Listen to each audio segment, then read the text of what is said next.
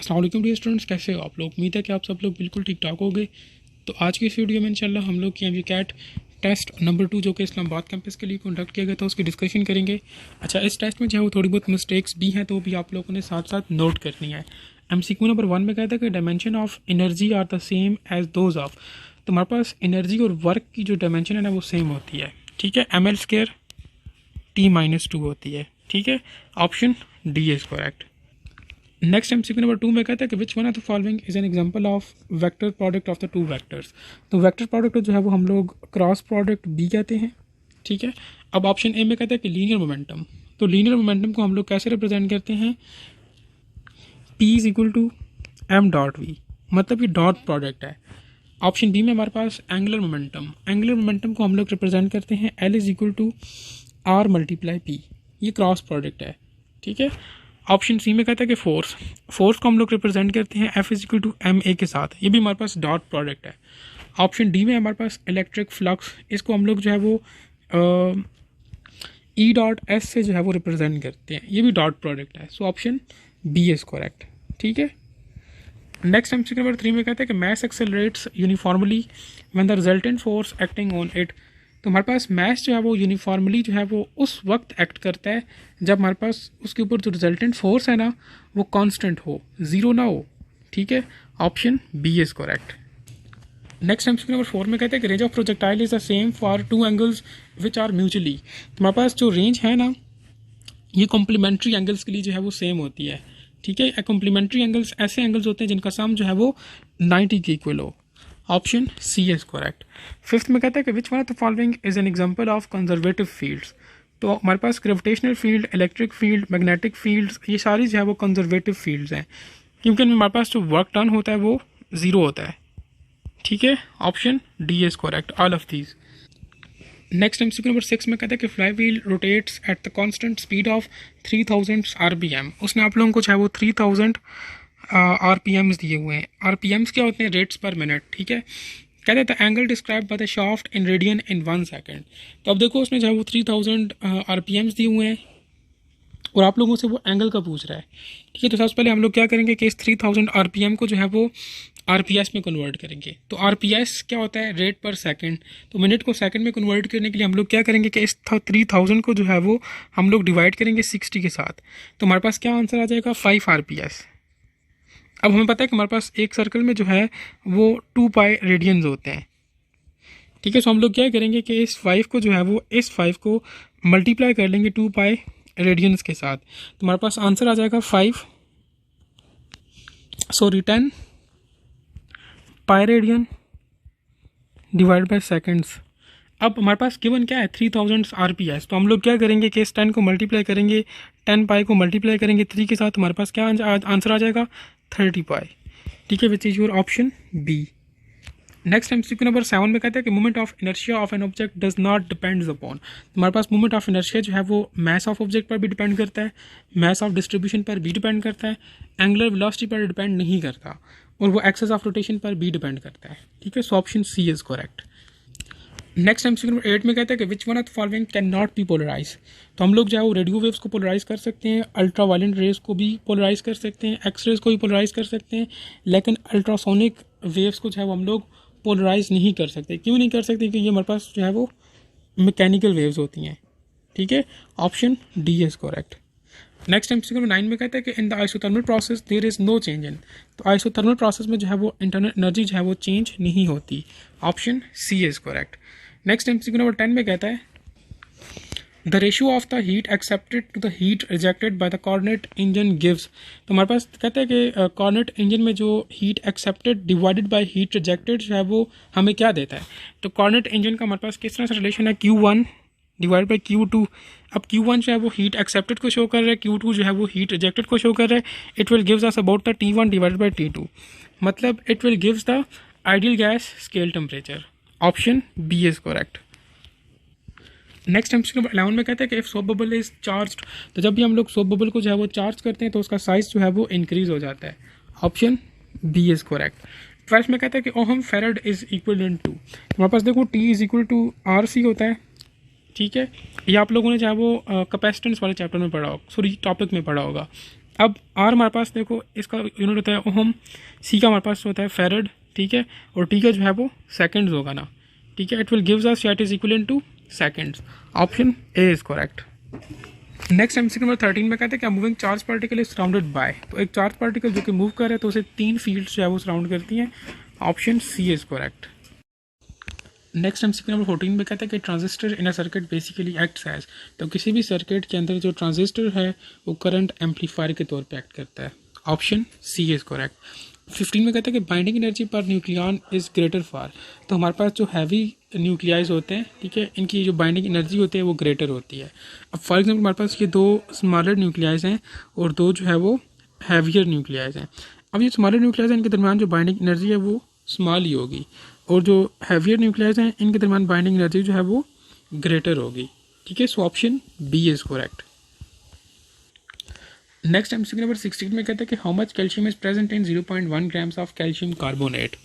देखो हमारे पास ये जो कैल्शियम कार्बोनेट है ना, इसमें हमारे पास 40% जो है वो कैल्शियम प्रेजेंट है। अगर आप लोग इसकी परसेंटेज कंपोजिशन फाइंड कर लो तो आप लोगों को ये पता चल जाएगा कि हमारे पास कैल्शियम कार्बोनेट में 40% जो है वो क्या है, कैल्शियम है। अब आप लोगों ने क्या करना है कि इस 40% को मल्टीप्लाई करना है इस 0.1 के साथ और इसको डिवाइड करना है 100 के साथ। जब आप लोग 40 को 0.1 के साथ मल्टीप्लाई करोगे तो ये आप लोगों के पास 4 आ जाएगा। जब इस 4 को आप 100 के साथ डिवाइड करोगे तो आप लोगों के पास 0.04 ग्राम्स आंसर आ जाएगा, ठीक है, which is your option D, ठीक है। नेक्स्ट एमसीक्यू नंबर 17 में कहते हैं the statement that no 2 electrons in an atom can have the same set of the 4 quantum numbers, तो बेसिकली ये हमारे पास पॉली एक्सक्लूजन प्रिंसिपल की स्टेटमेंट है। Option C is correct. Next MCQ number 18 में कहता है कि if gas expands suddenly then, तो देखो जब भी हमारे पास गैस जो है वो एक्सपेंड होती है ना तो उसका प्रेशर जो है वो डिक्रीज़ हो जाता है, उसका टेम्परेचर भी जो है वो डिक्रीज़ हो जाता है, लेकिन उसका जो वॉल्यूम है वो इंक्रीज़ होता है और उसकी जो डेंसिटी है वो भी जो है वो इंक्रीज़ हो जाती है, ठीक है। So option C is correct. Pressure and temperature जो है वो दोनों जो है वो डिक्रीज़ हो जाएंगे।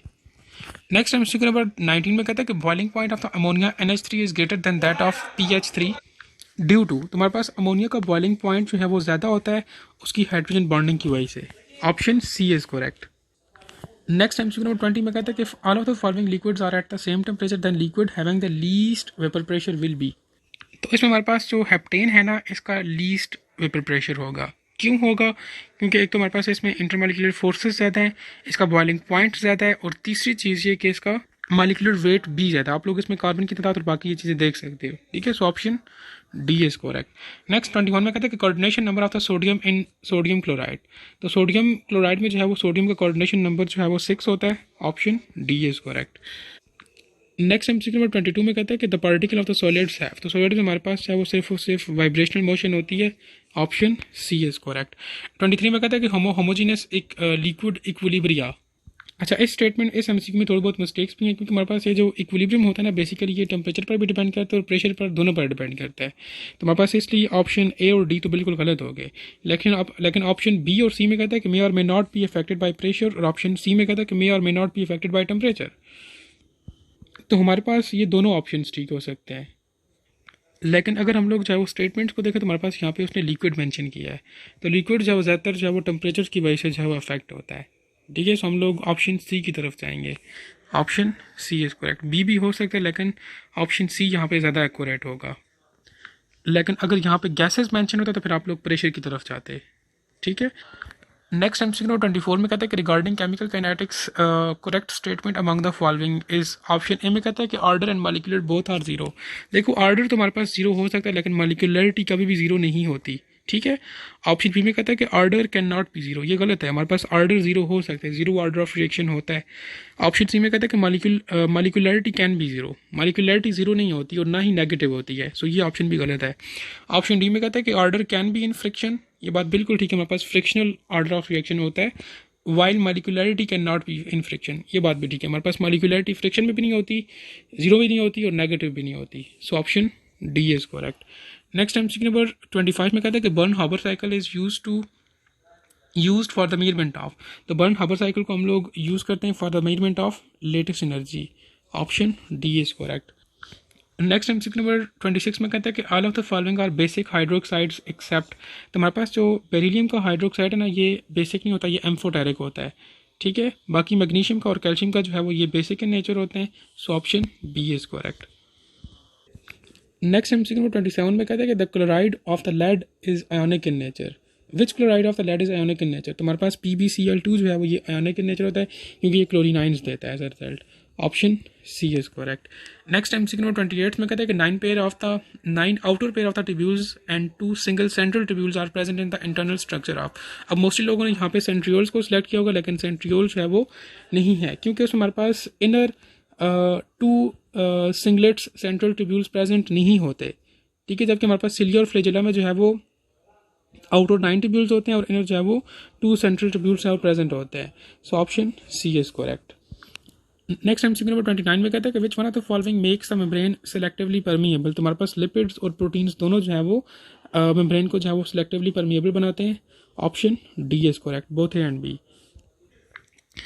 नेक्स्ट एमसीक्यू नंबर 30 में कहता है कि स्मूथ एंडोप्लाज्मिक रेटिकुलम मेक्स। तो हमारे पास जो स्मूथ एंडोप्लाज्मिक रेटिकुलम्स होते हैं ये लिपिड्स बनाते हैं। Option D is correct. Next MCQ number 31 में कहता है कि all of the following are double layered membranous structures accept.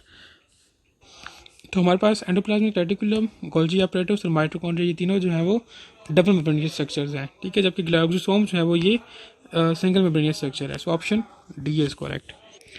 Next MCQ number 32 में कहते हैं लिंकेज बिटवीन द माल्टोज। तो माल्टोज में हमारे पास 1 to 4 ग्लाइकोसिडिक लिंकेज होता है। Option C is correct. 33 में कहते हैं कि keratin proteins that is present इन। तो कैराटिन प्रोटीन जो है वो हेयर्स में भी होते हैं, नेल्स में भी होते हैं और आउटर स्किन में भी होते हैं। So option D is correct.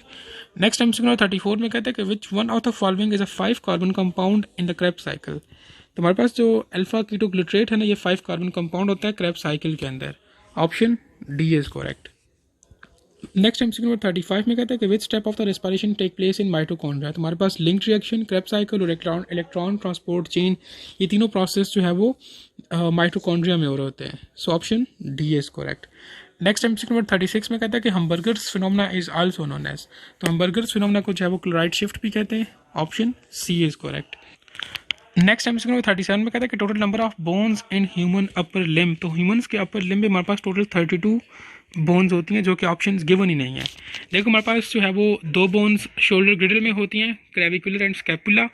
एक बोन जो है हमारे पास आर्म में होती है, ह्यूमरस। 2 बोन्स हमारे पास फोर आर्म में होती हैं, रेडियस एंड अल्ना।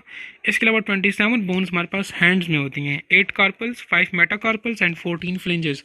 तो ये हमारे पास टोटल जो है वो 32 बनती हैं। ठीक है, जबकि 32 का ऑप्शन ही नहीं है। तो हमारे पास जो क्लोजेस्ट आंसर होगा तो हम लोग उसकी तरफ जाएंगे। ठीक है, जो कि यहाँ पे ऑप्शन बी है।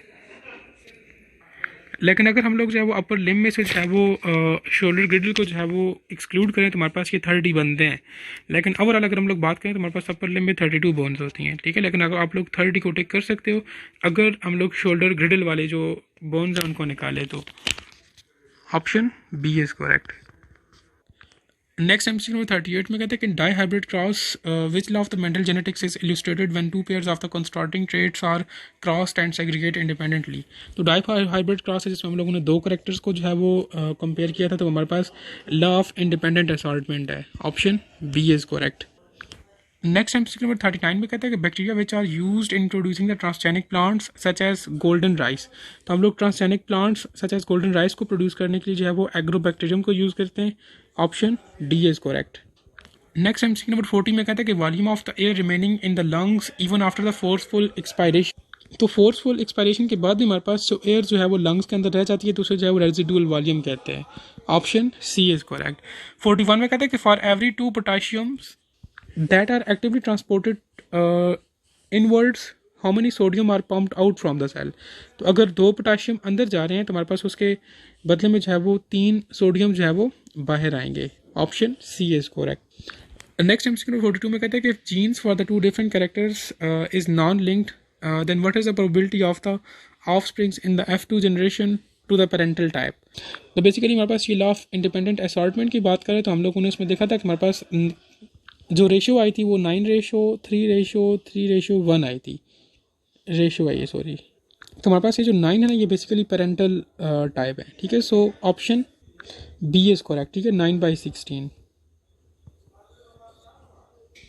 नेक्स्ट एमसीक्यू नंबर 43 में कहता है कि exophthalmia and Grave disease are concerned with. तो जब भी हमारे पास हाइपरथायराइडिज्म होता है ना, तो उसके रिजल्ट में हमारे पास चाहे वो दो कंडीशंस अकर होती हैं, एक को हम लोग एक्सोपैथेलमिया कहते हैं और दूसरे को चाहे वो ग्रेव डिजीज़ कहते हैं। Option A is correct. 44 में कहता है कि hormone which is clinically used as a bronchodilator and heart stimulant. तो ब्रोंकियोडायलेटर और हार्ट स्टिमुलेंट के केस में हम लोग जो है वो एपिनेफ्रीन को यूज़ करते हैं। Option A is correct. Next MCQ number 45 में कहते हैं कि select a synonym for the obsequious. तो ऑब्क्विटियस हमारे पास चाहे वो कॉमन को कहते हैं। Option B is correct. Next MCQ number 46 में कहते हैं कि what is the name for the word that is spelled the same way forward and backward. तो ऐसा वर्ड जिसको हम लोग स्टार्ट से पढ़ें या आखिर से पढ़ें वो सेम ही वर्ड बनता है, तो उसे जो है वो पैलिंड्रोम कहते हैं। ठीक है, फॉर एग्जाम्पल हमारे पास मैम है, सॉरी मैम नहीं मैडम, MADAM। अगर आप लोग इसको स्टार्टिंग से पढ़ो MADAM और लास्ट से पढ़ो MADAM, मतलब सेम ही बनता है। जिस तरह हमारे पास है सिविक CIVIC, स्टार्टिंग से पढ़ो CIVIC और लास्ट से पढ़ो CIVIC। तो ऐसे वर्ड्स को जो है वो पैलिंड्रोम कहते हैं। Option A is correct. Next MCQ number 47 में कहता है कि which literary term used to the feeling of the uncertainty और the tension that a reader experience while reading a story. तो जब भी आप लोग कोई ड्रामा देख रहे होते हैं, कोई मूवी देख रहे होते हैं या कोई स्टोरी पढ़ रहे होते हैं, तो उसमें हमारे पास जो टेंशन होती है, जो अनसर्टेनिटी होती है, तो उसे जो है वो हम लोग सस्पेंस कहते हैं। Option C is correct. Next MCQ number 48 में कहते हैं कि what is the synonym for the word ephemeral. Ephemeral का मतलब होता है हमारे पास temporary. Option B is correct. 49 में कहते हैं कि what is the ethics primarily concerned with. तो एथिक्स जो है वो बेसिकली मोरालिटी के साथ कंसर्न करता है। Option B is correct. ये अखलाकियात वगैरह और उन चीज़ों की बात हो रही है। ठीक है, नेक्स्ट एमसीक्यू नंबर 50 में कहता है कि which one of the following is an essential component of the ethical behaviours. तो हमारे पास एथिकल बिहेवियर्स के जो एसेंशियल कंपोनेंट्स हैं वो होनेस्टी एंड इंटेग्रिटी है। Option A is correct. तो ये था आप लोगों के पास टेस्ट नंबर 2 जो कि इस्लामाबाद कैंपस के लिए कंडक्ट किया गया था। उम्मीद है कि आप लोगों ने काफ़ी कुछ सीखा होगा। Thank you.